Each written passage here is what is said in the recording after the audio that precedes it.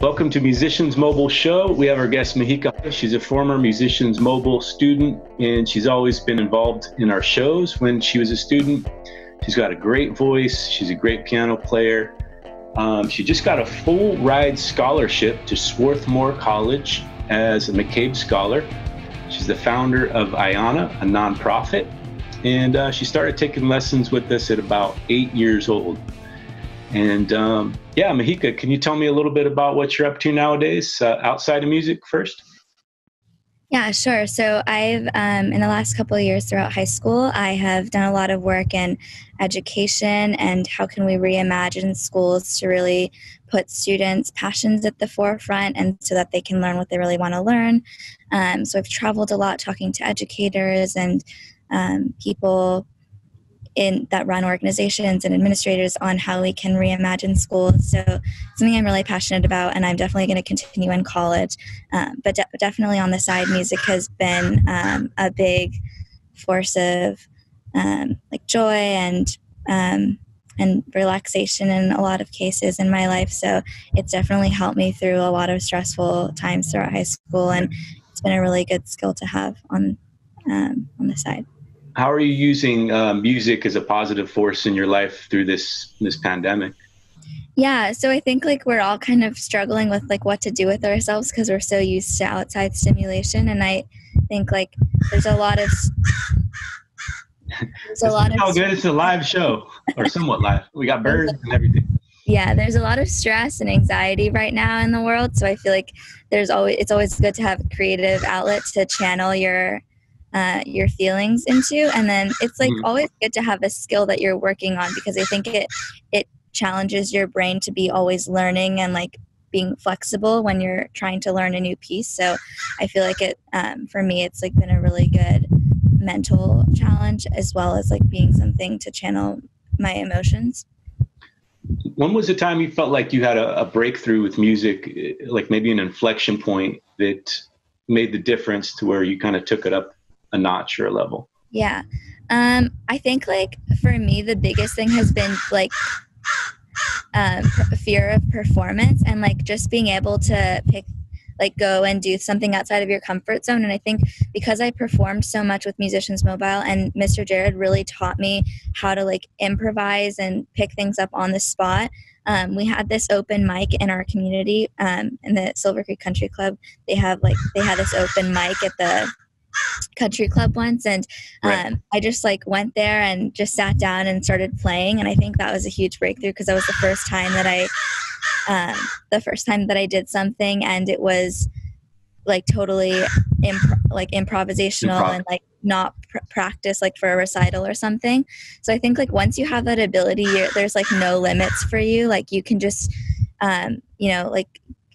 really be comfortable sitting down playing a song that you haven't practiced that much, but you're able to play something on the guitar or on the piano or just sing and pick it up as you go. And I think being able to do the band concerts was really helpful because there was this musician that I had never met before, and he was just accompanying everybody, and I knew how to work with them, and it's really, that dynamic is something that you only learn through practice. So yeah, I think that was definitely a breakthrough where I realized that I have the skill set to be able to kind of go for whatever performance opportunities I want, even if I'm not prepared in the traditional sense. Mm-hmm.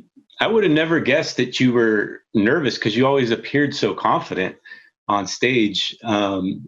When I would see your performances, but you're just like everybody else. We all get our nerves, right? Yeah. If you even look at interviews with top celebrities, they always say that they are nervous before going on a show. I think it's something, and I don't think it's a bad thing either. No. When your heart beats really fast, it's just a sign that you're doing something really exciting to me. So yeah. And I don't know, I think definitely the more you do it, the less stressed you get. Cause now I perform at my school and stuff, and it's probably the biggest, it's 900 people. So it's probably the biggest audience I would ever perform in front of. And it's really not that scary anymore because I've had all of these recitals where it was a really calm and welcoming and collaborative environment. So you knew you could fail. And I definitely had recitals where I was wow, that did not go well. I remember there's one recital where I had been traveling right before the recital. So I had barely necessarily been practicing.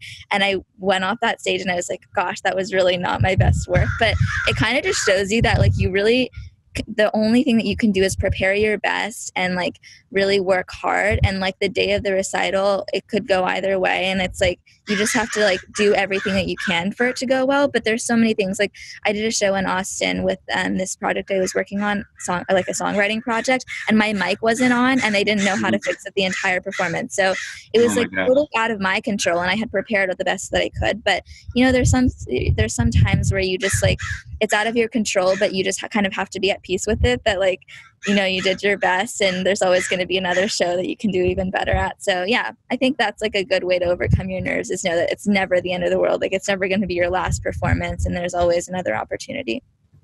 Yeah. I like how it's helped. It sounds like it's really helped you to learn how to improvise in the moment. You know, like right now there's some birds chirping in the background. It doesn't faze you. You keep going and you're adapting to the situation. I noticed you're also a great public speaker.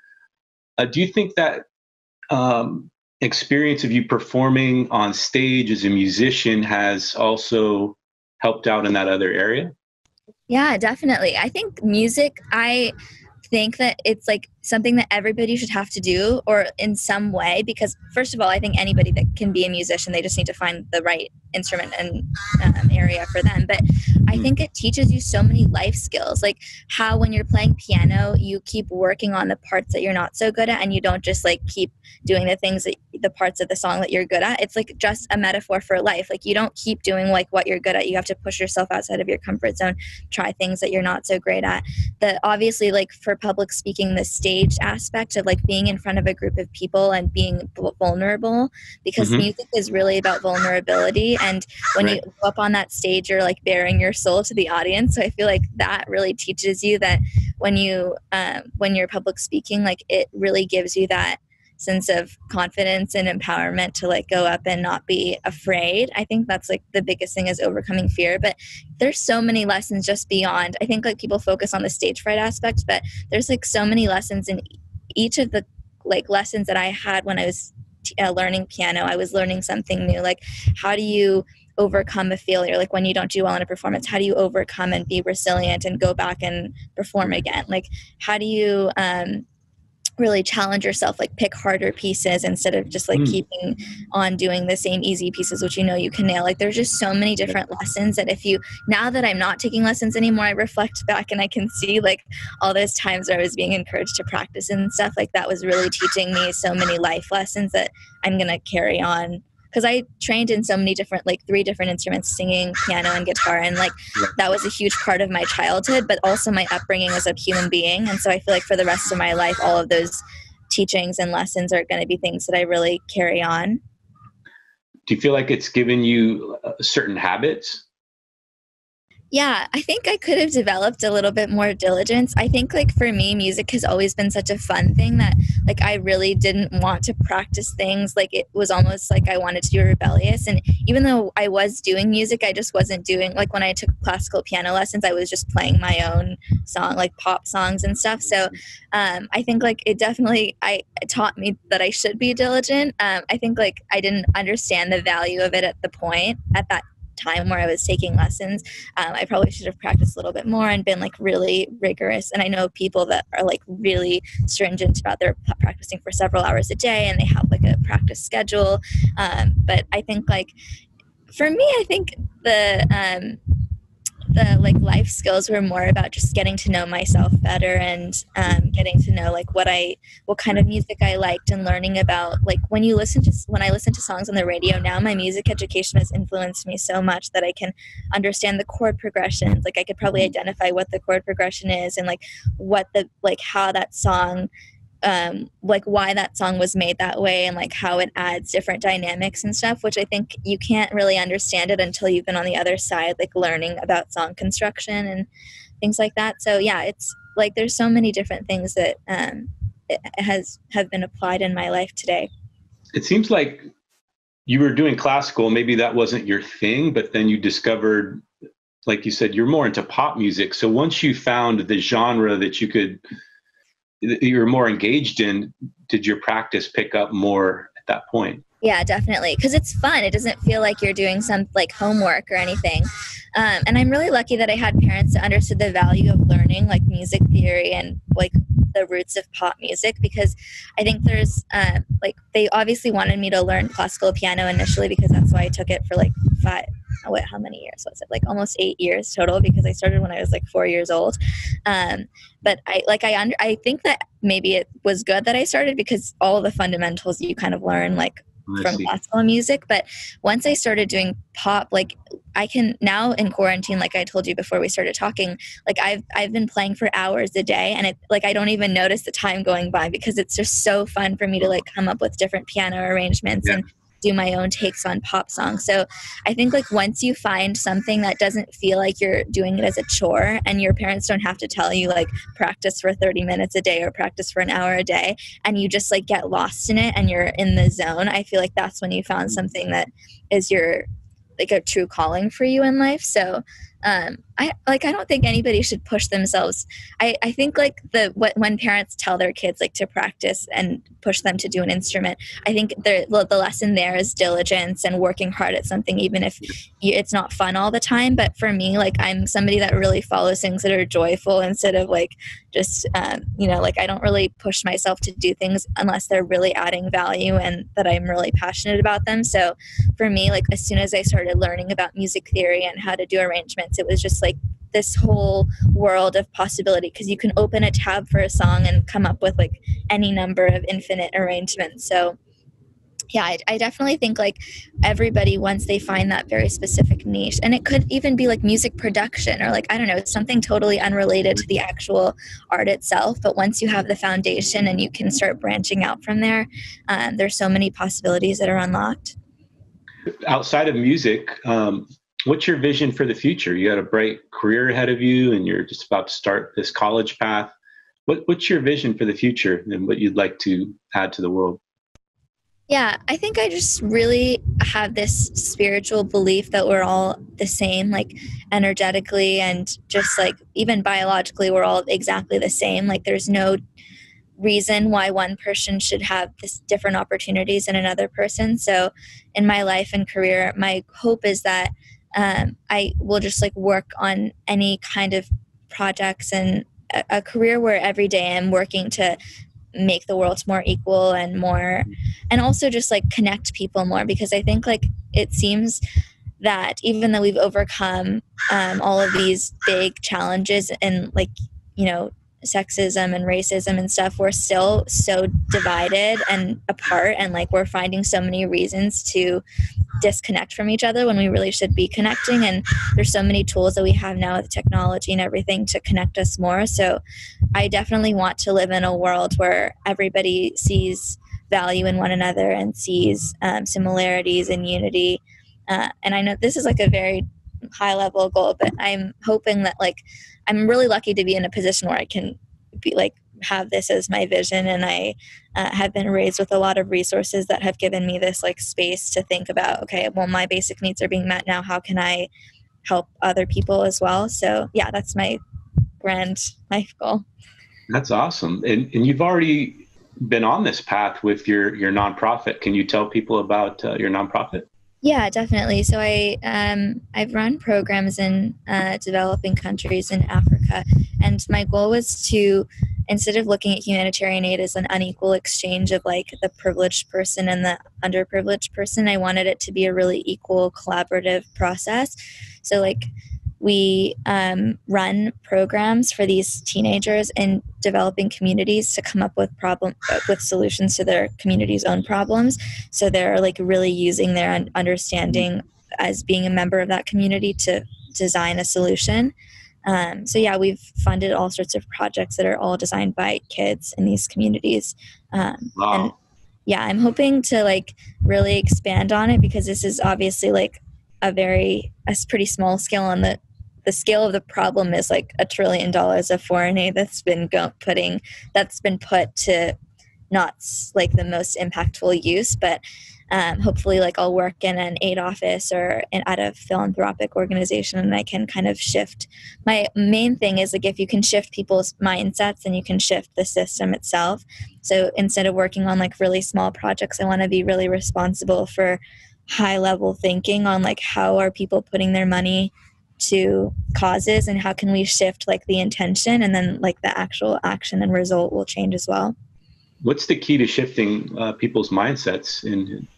Yeah, I think like so many people like with faith and with their own just philosophical beliefs kind of understand this on some level, but like really digging deep on the idea that we're all the same, and like how, and that philanthropy should be about, you know, like our Declaration of Independence talks about how all men are created equal. So like how can we, in this modern world where there's so many things that are dividing us, like how do we, like the fundamental like root value should be equality, and making sure, and equality of opportunity more specifically. So like how any product or service or program that you're running should be rooted in that fundamental value. And I think like there's a lot of things that philanthropy gets convoluted with, of like privilege and like showing off your altruism and stuff, but just really like making people dig deep as to like, this is what we're put on earth to do, is to connect with one another and help one another. I feel like that's like the major shift, that if we can get that on a societal level, like I can't even imagine the possibilities for what our world could look like. Well, I think with bright spirits like yourself, the future is going to be looking pretty good. You know, you can make a positive difference. You're already doing it. And we're really grateful to have you as part of our school. And we're wishing you all the best in your future endeavors. Is there any way that our listeners can get involved in any projects, or where would you like to steer their attention to making a positive difference? I would just like really encourage everybody to like, especially during this time where there's so much downtime for thinking and exploration, just really think about like what are your interests and what does your community need or the global community need, and try to like, since you have a lot of free time here and there's obviously like a big global issue happening, I would like just spend a couple hours or a couple minutes even every week thinking about like how have you, because everybody leaves a footprint on the world whether they like it or not, so how have you made an impact on the world that week, or how could you in the weeks going forward. I think it's a really good way to stay grounded as we're like all staying at home and everything is so uncertain, to know like what's in your power to do at this time. That's fantastic. Is there any links you would like to share? Sure. They can visit my organization's website. It's AYANA international.org. So IANA is the best place for people to kind that's like a big portfolio of like all the stuff that we've done. So you can kind of look at like the root of the program and everything like that. Fantastic. Well, thanks, Mahika, for inspiring. The intention of our podcast and our show is to inspire that next generation of students and show them that it is possible for them to pick up an instrument and also make a positive difference in the world. And I thank you for being a part of this. Yeah. And best of luck to you in all your endeavors. You have a great vision of the future. I'm really, really confident that you're going to achieve great things in helping others. And it sounds like that's a big part of your vision. It's not so much about you, it's about what you can do to help others. And that's really commendable. Thank you. So great to talk to you. Okay. Have a good one. Talk to you later. Okay. Bye-bye. Bye-bye.